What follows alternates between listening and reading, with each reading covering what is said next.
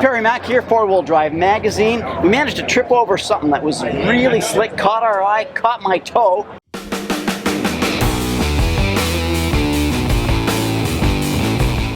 My name's Tim Odell. I own Vice Unlimited, and yeah, I built this thing. All right, well, what did you start with? So this is a 1946 Diamond T cab.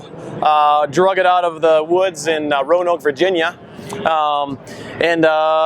know, I always liked the Diamond T look. I like the chop top. I like the split window. They just had a cool look from the factory.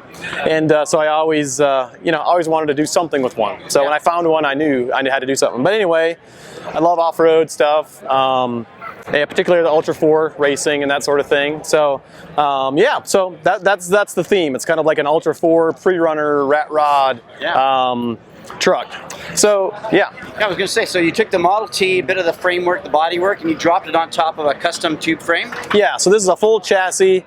The cab is part of the chassis. It actually fits, bolts in. It's not like a Zeus fasten panels, that sort of thing. It's actually part of it, but it is a full tube chassis, rig, IFS front, actually H1 Hummer portals at the hubs. Okay. All scratch-built control arms, differential housing, you know, the whole works. It was all scratch-built. 2.5 bypass, 2.5 coilover package, you know, for the shock absorbers, 2.0 bump stops, you know, limit straps, pretty much all kind of the normal trophy truck Ultra4 stuff, you know.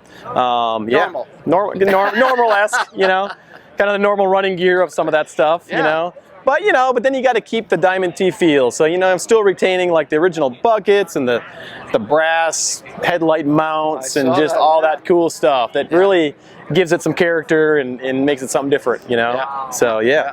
So I did see an award there, caught my eye. SEMA 2019 Best Custom Vehicle. Yeah, so that's Boxo Tools. They kind of did their own trophy thing, and so yeah, I won their best off-road trophy.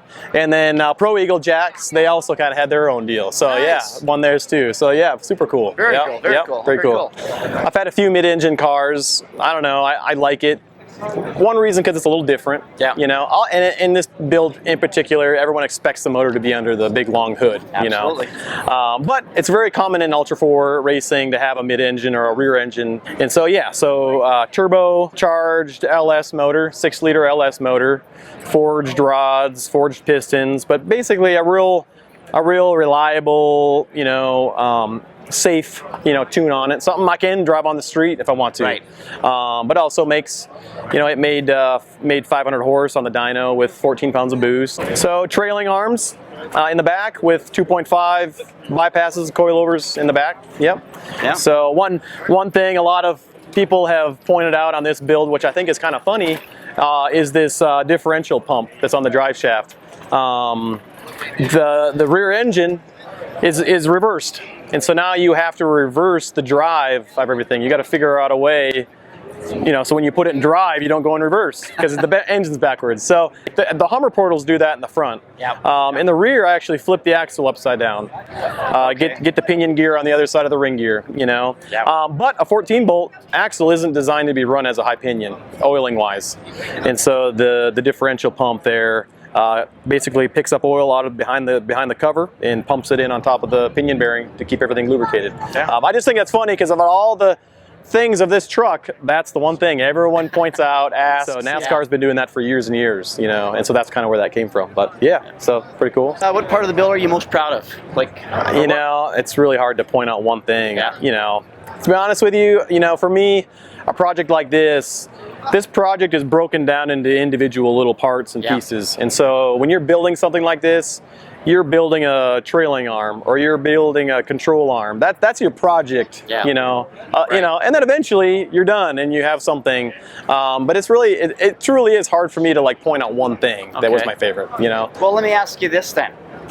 What was the most challenging part to put together or design, figure out? Probably the most challenging thing is the 4-wheel drive independent suspension, you know, and getting all your scrub radiuses and your Ackerman and your bump steer and designing an IFS suspension that's long travel, that'll hold up, but also will work good, you know. And there was two, I built one one setup early on and it just wasn't working out. Yeah. You know, my Ackerman was way off. I was having a hard time getting the rack back, and you know, just fighting it. And I pretty much had to start over and do it again. You know, so that was probably the most challenging portion of the build. You know. And then, is there anything now that you've seen it finished and you've had a chance to drive it that you would do differently?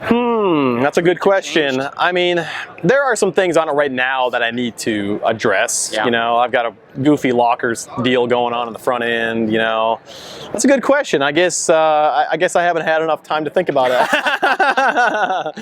You know, I don't know.